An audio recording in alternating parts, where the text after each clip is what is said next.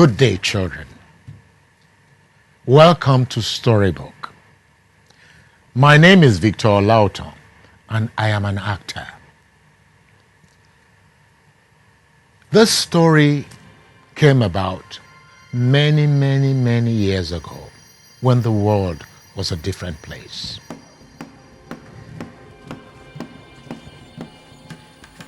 In a village very close to the area that we now know as Azari, in Bauchi state of Nigeria today, lived a young man whose name was Bello. The moment he was born, his parents' joy turned immediately to sadness as they realized he had been born with a lump about the size of a small yam on the right side of his face. Well, as his parents, of course, they loved him all the same. After all, an ugly child of your own is more important and lovable to you than the beautiful child of your neighbor. Bello's early childhood was happy enough. His parents kept him safe and out of very violent tongues and ridicule. But this changed when he went to school. We know how children can be unkind, and perhaps we can forgive them for some frivolity. But there comes a time when they should know better. Now, 12 years old, Bello was tall, strong, and one could almost call him handsome, but for the problem on his face. He was at the top of his class in school, which made some of his classmates, out of jealousy, tease him all the more. There was one boy especially. His name was Rafiu, Bello's neighbor, in fact, who seemed to get much pleasure from exceptionally unkind behavior. Rafiu called Bello many awful names, all the while thinking he was amusing and intelligent. Rafiu at times made Bello very miserable. The elders of the village constantly warned Rafiu over and over again, "Be careful." They cautioned, "What you give is what you get." This made no sense to Rafiu, who continued his wicked taunts.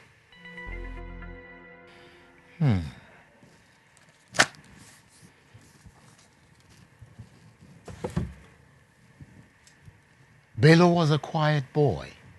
He rarely was asked to parties and other joyful gatherings. If ever he was invited, he didn't go. He could hear the singing and dancing when these festivities were being held in the village, and he would, all alone, dance along the music and then sing along. Oh! He thought he did both rather well. One afternoon, his mother asked him, "Bello, please, would you go to the forest and gather some firewood so I can prepare the evening meal before your father comes back from work?"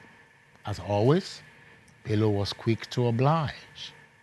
He loved the forest at any time, and today was a beautiful day. He took his axe and set out. Bello was enjoying the fresh air and being on his own.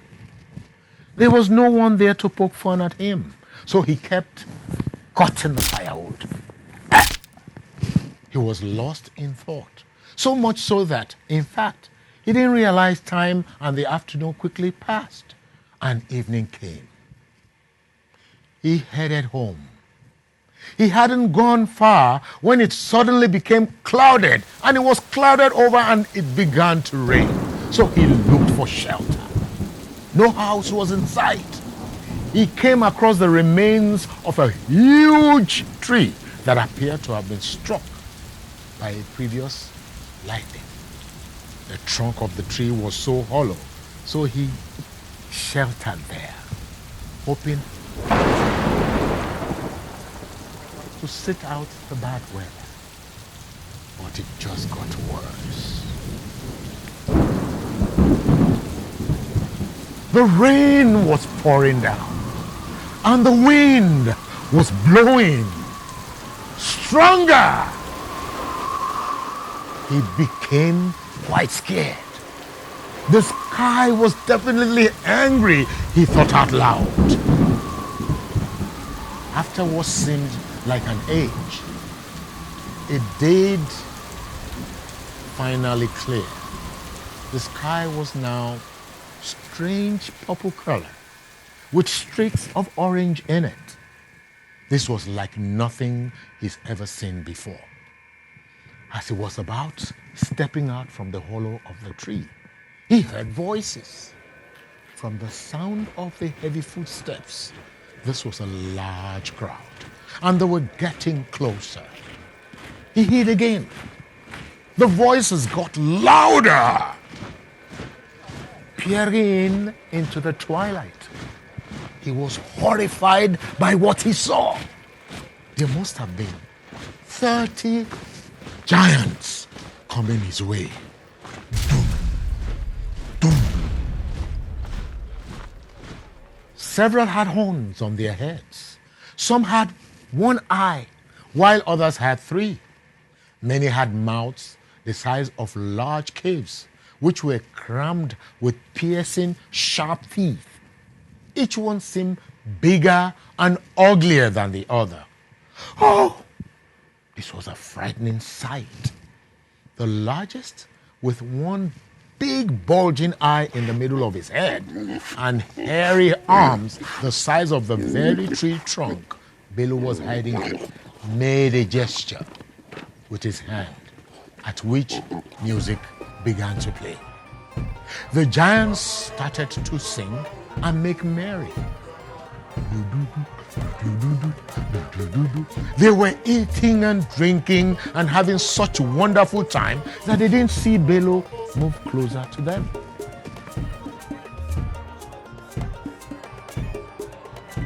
Bello was enjoying the magical music and sensational singing, so much that he quite forgot the danger he was in.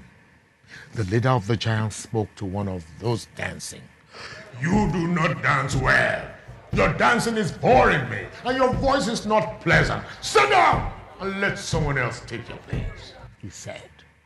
Despite the risk, Bello couldn't help himself, and before he knew it, he was out in front of all the giants, dancing and singing at the top of his voice. The giants were so amazed at the intrusion of this human visitor. They would normally have eaten him up immediately, but they were enjoying Bello's performance so much that they let him go on and on. He danced and kept singing till he was exhausted. At which point, the giants all started clapping. The leader of the giants said, "You are a great dancer and you have a superb voice. Thank you for having the courage to join our party and entertain us so wonderfully." At this, the giant handed Bello a cup of the sweetest fruit juice he's ever tasted. "I was not expecting such kindness," said Bello. "I thought you'd eat me up for disturbing your party." "Oh, no," responded the giant. "In fact, we enjoyed your performance so much, we would like you to come back again next month when the moon is full again in the sky." "I almost definitely will," said Bello enthusiastically. Good, the giant said. "Then you must leave a token of your promise with us. Something very precious and important to you. Something that we will know you will want to come back and get." Another giant said, "Do you see the lump on the right side of his face? This must be very special to him. Even we giants, any of us, will be proud and would give anything to have a growth like that on our face. Take that look. He's bound to want such a beautiful thing back. You see? Unlike we humans, to giants, Growths and lumps are things of beauty. Like they say, beauty is in the eye of the beholder. The leader of the giants reached towards Balaam and in an instant removed the growth from his face. Balaam felt no pain. There was no wound, no scar. As a last token of his gratitude, the giant handed Balaam a big purse full of gold.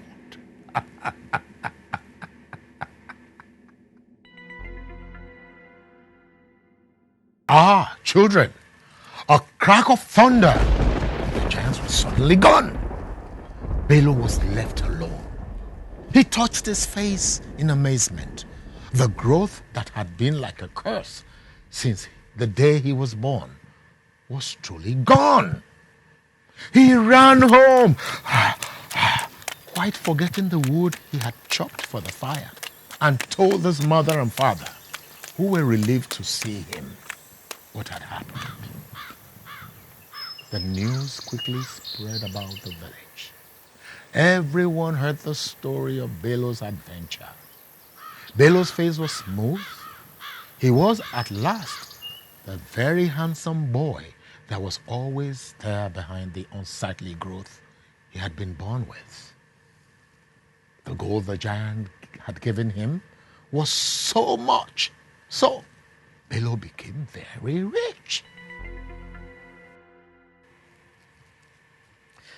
It didn't take long before Balaam's neighbor, Raphael, who had always been so unkind, stopped him. "So, Balaam," he said, "you know you've always been a friend to me.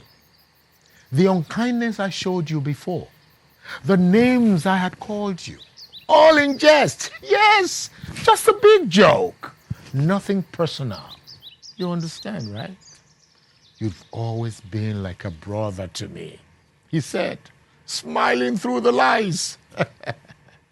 "I am so happy your face is healed," he continued. "Tell me, where is this place you saw the giants, so that I may be given a fortune in gold by them also? Do tell me, my brother, do." Balaam understood straight away that his new friend was not in the least bit concerned that his face was healed. It was, in fact, the gold he was after. Balaam told him everything, even where the tree with the hole in the trunk was, and how to get there, and when. "Next full moon, you say? I shall go." "Do not dare go yourself, Balaam," he hissed. His true colors is now showing and shining through.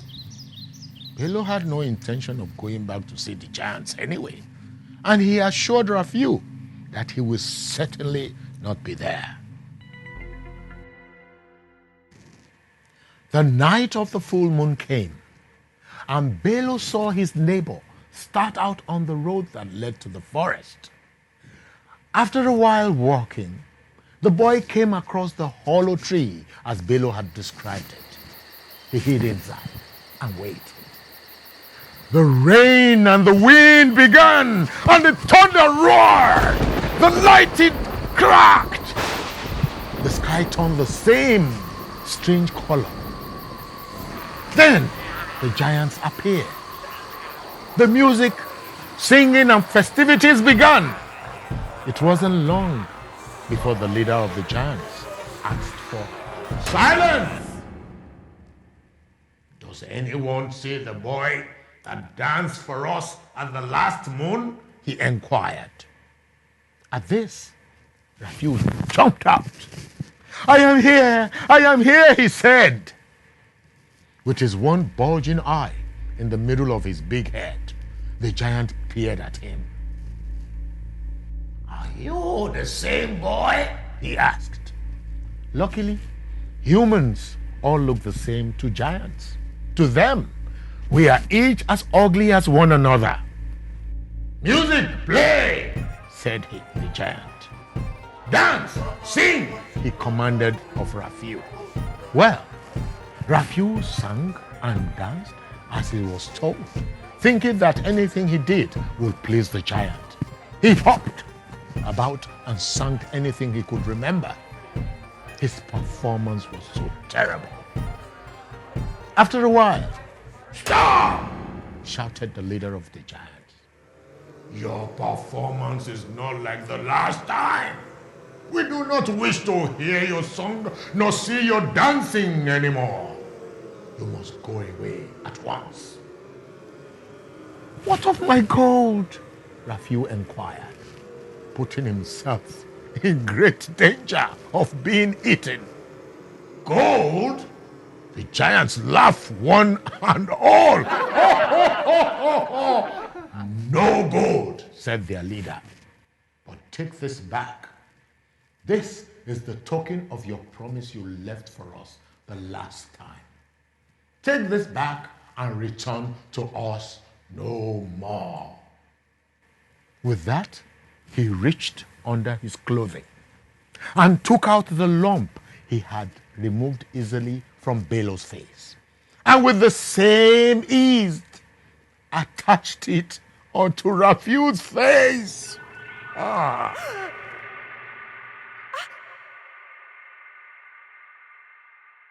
"Hey, I am dreaming," Raphael said to himself.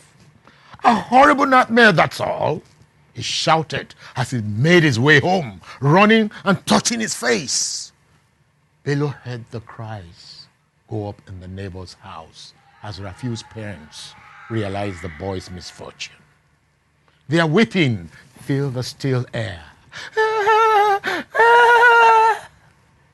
By morning, everyone had heard Raphael's unfortunate story. Those that were once his friends were now the same ones calling him names. "Yamhead!" they shouted. And "Potato face!" Raphael heard their taunts from where he was hiding in his room. He remembered how he used to shout the same things at Bello. And he was deeply saddened at how unkind and uncaring he had been. He was very much an unneighborly neighbor. As noisy as the shouting was, however, it was the voices of the village elders he heard even louder, echoing in his head. "What you give is what you get. What you give is what you get." Open up the storybook.